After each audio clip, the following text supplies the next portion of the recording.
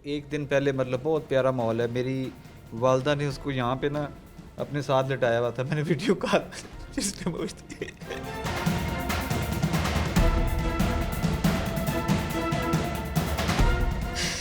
उसको लिटा के प्यार कर रही थी उसके गलों में, कह रही थी कि ये फरा जो है ना ये बहुत अच्छी बेटी है मेरी, लेकिन उस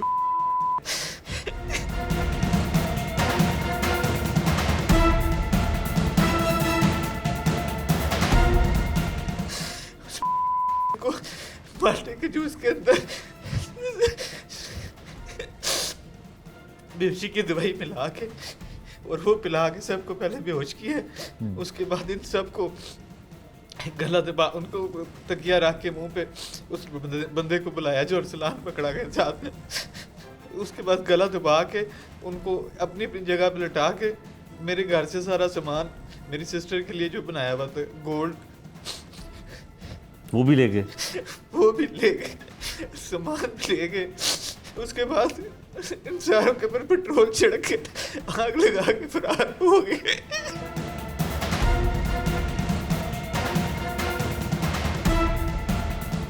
हौसला करें।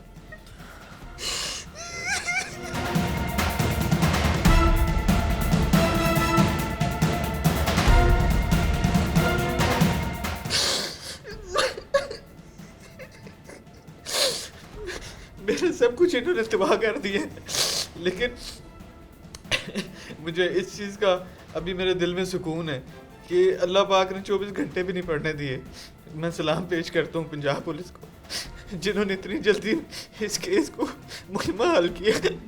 अल्लाह पाक इनको सलामत रखे।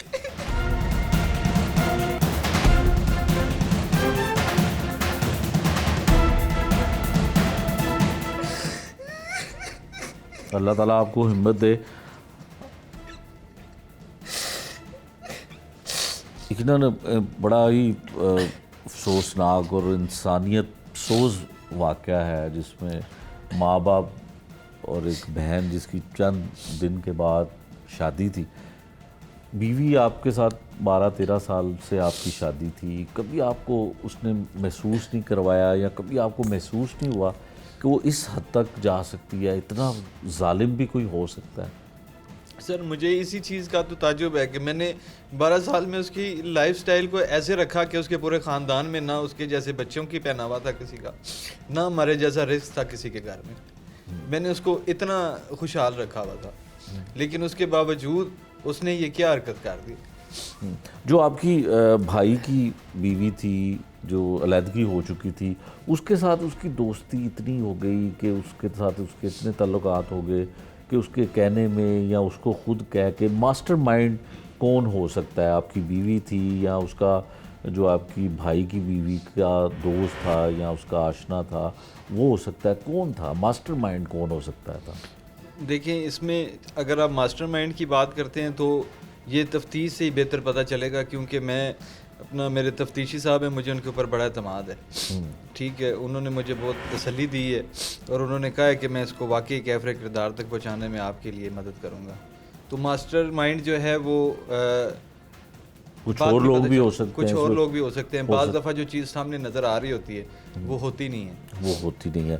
तो अब जब ये गिरफ़्तार हुई है, सारे मुलज़िम गिरफ़्तार हुए हैं, तो आपसे इनकी बात हुई, देखा आपने इनका या इन्होंने इतराफ़ किया आपके सामने? कोई शर्मिंदगी, कोई नदामत थी आपकी बीवी के चेहरे पे?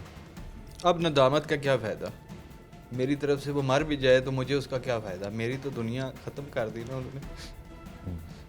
तो आपकी बच्ची अब उसकी नदामत मैंने किस काम की? किसी काम की नहीं है। और आपकी बच्ची जो है, मेरी बच्ची बाकी बहन भाइयों के साथ है अपने, अब उसका भी कोई नहीं ना। मेरे तो दोनों घर चले गए, यहाँ से भी वालिद वालदा का घर खत्म, मेरी बीवी भी चली गई, बच्ची भी मेरी रुल गई। इसने अपने बच्चों की भी ज़िंदगी खराब की, मेरी भी सबको तबाह कर दिया।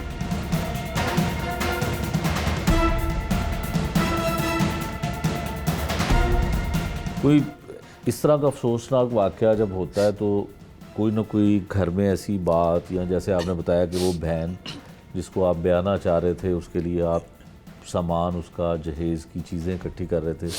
कोई ऐसा मैसेज है आपके पास कि ऐसे रिश्ते भी हो सकते हैं, बीवी जो ज़िंदगी भर का साथ होता है वो ऐसे कर सकती है, और क्यों करेगी?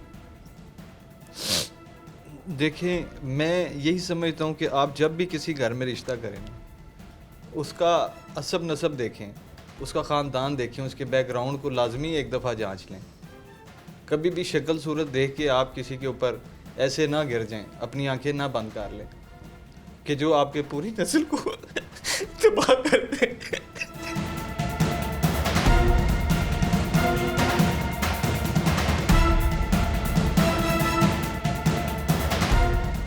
मेरे पास जिंदगी का मकसद ही खत्म कर दिया इसने।